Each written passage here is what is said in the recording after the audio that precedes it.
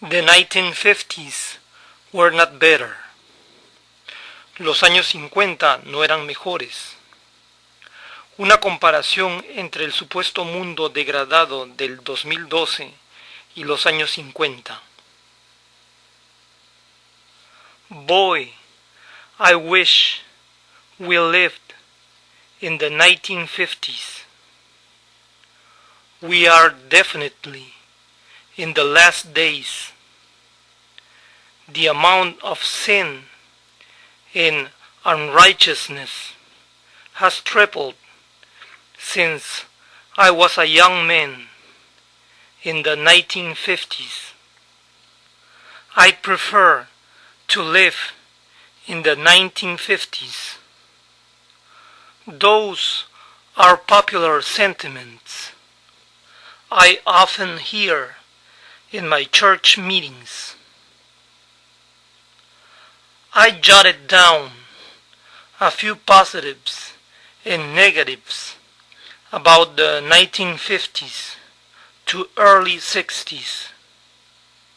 In the 1950s, most of the professions were off limits to women.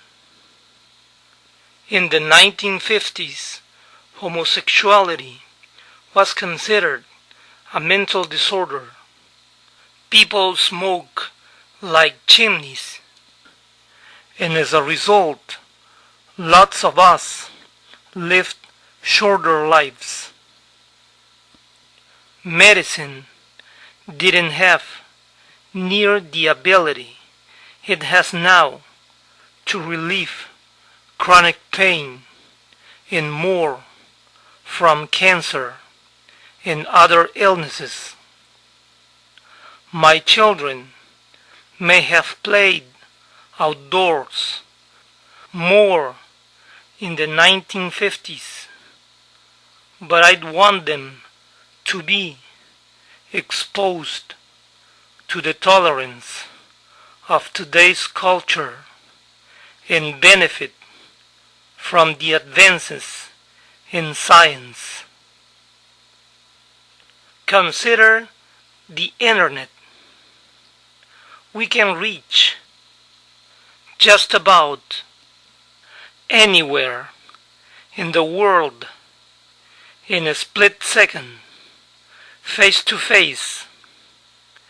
We can watch in real time events scores of thousands of miles away. We have the potential to buy virtually anything we need or just want. We have the ability to watch hundreds of channels, either via our digital TV or on the internet.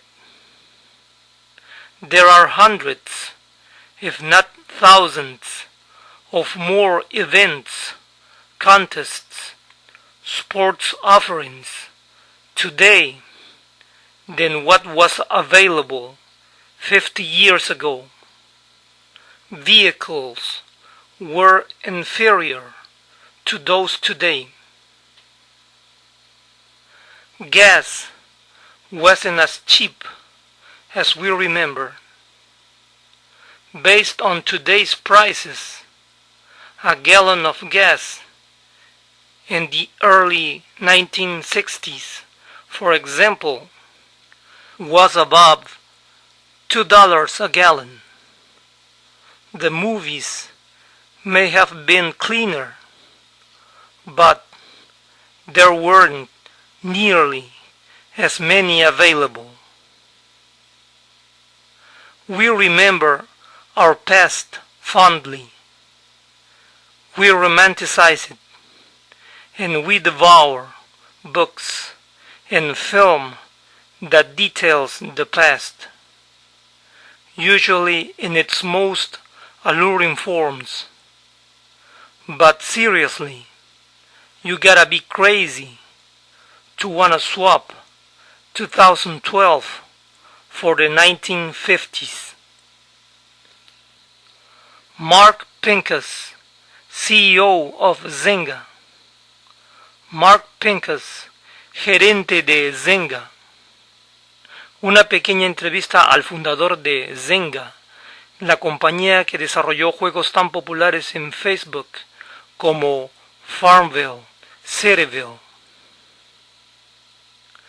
What's your goal for Zynga? I want the dog, our dog icon, which was originally my dog Zynga, to be more recognizable than a Nike swoosh and mean something to you.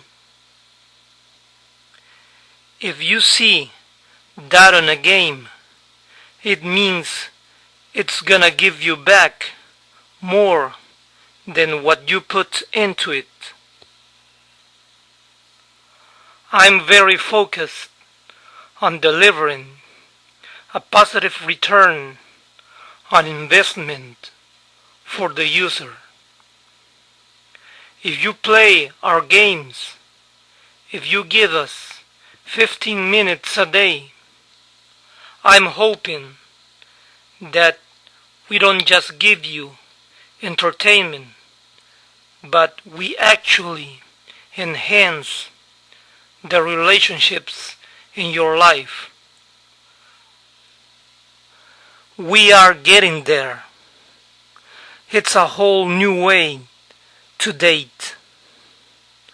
What I hope is that we create one of these forever brands like Google that people look for in their lives.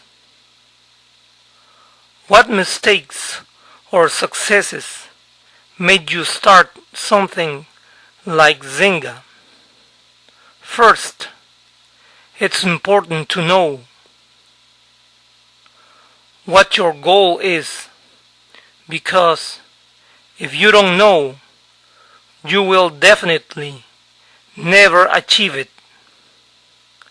I say at Zynga is that we should all make sure we are building a house we want to live in. Not many people want to be leaders because it's scary, it's risky. It means raising your hand and saying, "Hey, I think we're going in the wrong direction." I would say leadership starts with complaining and dissatisfaction. The other half of leadership is complain and then make it better.